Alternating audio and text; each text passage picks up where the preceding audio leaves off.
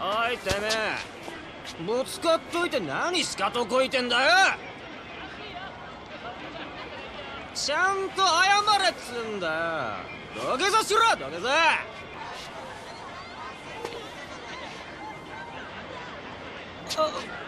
いや、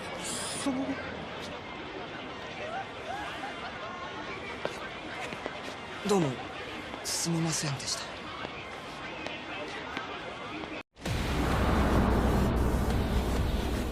Kiryu Kazama is a badass.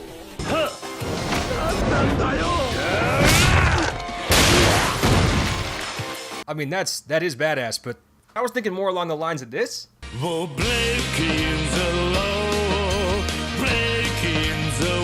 Does not care what anybody thinks at all. And again, you know, if he did, are you gonna make fun of him?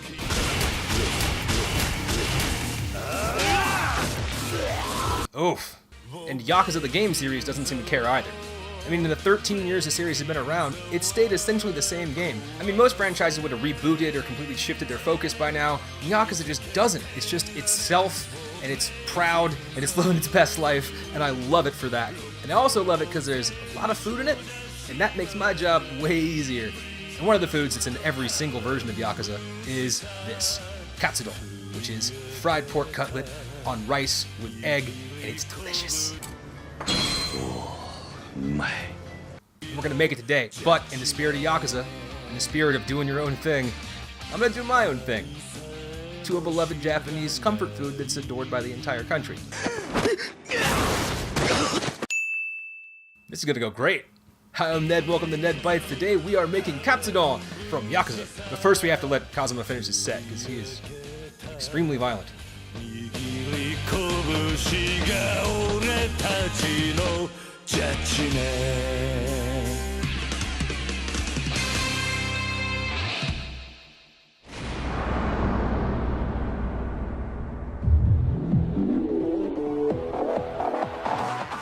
I'm doing my own thing with this Katsudon, but one, it's still technically Katsudon, because Katsudon just means a cutlet in a bowl, and I'm gonna put it in a bowl. And two, it's also all the same ingredients, and same flavors and everything, and the only real difference is there's no rice, there's pasta, and that's gonna change kind of where some ingredients go and some techniques we use, but it's still gonna taste like Katsudon. Also, we're gonna make a turbo-fast dashi, so while you see these full sheets right here of the konbu, the seaweed, we're gonna blitz that, turn it into a powder. And yeah, I can see eyeballing the cauliflower. It's not going into the Katsudon, but there's really no excuse for it, but we'll cover that when we get there. Away to the cooking! Why the hell did I just say it like that? A long week. Okay, first things first, this is normally done with like a pork chop, pork loin chop, but I'm using this tenderloin. One, because if you go to a store, usually for weight, these are a pretty good deal. And two, we're just gonna cut them up like this and then butterfly them open like this, and bam, gorgeous little tender chops. Why did that sound dirty? Anyway, just cut off a chunk, cut through long ways, fold it open, just kind of press it down and move on to the next bit. You'll notice the further down I go, the longer the pieces are getting. That's just so they're all roughly the same size, but really the issue is not how big around they are, it's how flat you get them. So once you have it all nice and cut up like this, I'd say move some out of the way, at least I had to because of the size of my cutting board, and get some wax paper, and or you can also use like tin foil, whatever. I just like wax paper because it's kind of easier to maneuver. You also notice that I have like a double layer here. That's because if you just get just enough to put over the top and start hammering it, if it tears or if it shifts, you're gonna end up getting, you know, raw meat on whatever you're using to pound on this stuff. Yeah, okay, I'm trying to avoid saying beat your meat. Whatever. I'm 5. But yeah, just if you get a little extra, you can kind of roll it back and forth. You can see me doing that. And then just keep hammering on everything, making sure that it's even all around until it's about this thick. It's a half an inch, a little shy of that actually, like a little thinner. Once you're done with that, take a beaten egg and some flour. Dump the pork into the egg, into the flour, then back into the egg, then into the panko. And this is not just panko, this is panko combined with this glorious stuff. It is fried garlic. This is not a necessity, and you can honestly just fry your own garlic really quick on the stove. But if you can get this at an Asian food store, it's spectacular and really versatile. But again, not a requirement. So once you get it all nice and coated in panko, move it aside onto a rack and leave it to rest for 15 minutes, just like with the chicken, and that'll give all the panko a chance to really adhere to the meat, and it won't fall off when you start frying it. Now we have to make awase dashi, which is just very basic broth, and we're doing it the turbo fast method, which is to take konbu and put it into a blitzer until it turns into a powder.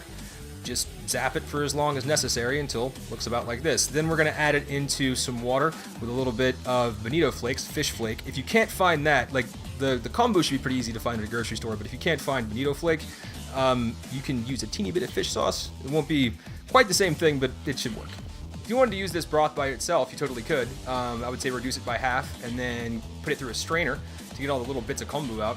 But we're turning this into Katsudon broth, so just whisk it until the bonito dissolves and leave little bits of konbu in there. Then add soy sauce, sugar, and mirin. Let that reduce by about half. Add in some very finely chopped white onion. In this case, I normally use red, but white's what you want here. And continue to cook it for another 5 or so minutes until the onions are soft. And then we're gonna move that out of the way and move on to the next step, which is just boil your noodles.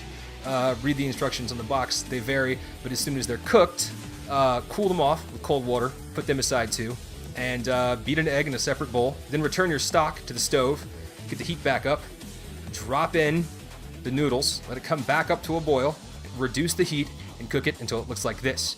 You'll notice this delicious umami bomb we made in the form of the broth is now absorbed into the noodles. Take it off the heat, dump it into a bowl, immediately add the beaten egg, and then stir it up.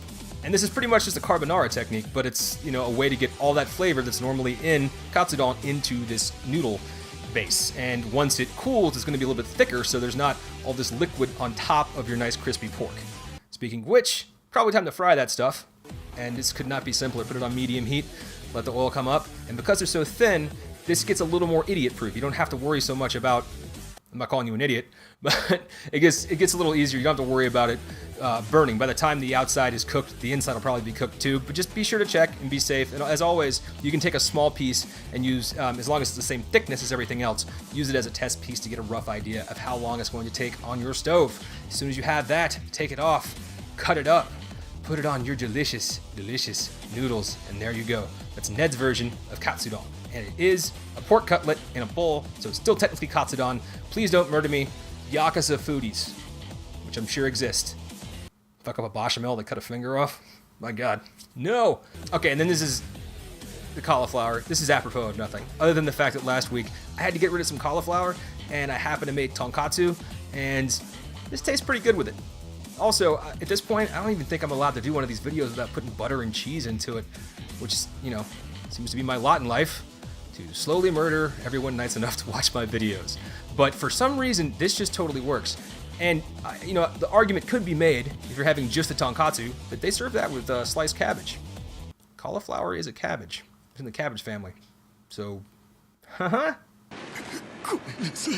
Anyway, break up your cauliflower, put it into a casserole dish, pour a bunch of butter over it. Put some more of that fried garlic on top. Don't have fried garlic, you could probably just put regular garlic on it because there's enough oil in here to essentially fry it. And bake it for 40 minutes at 375. Then open up your stove, add cheese in a fair quantity, and then put it back in for 10 till the cheese is melted. And then, forgive me. But it is good, trust me. Now I just gotta figure a way to end this video because I'm tired of ending them like an idiot.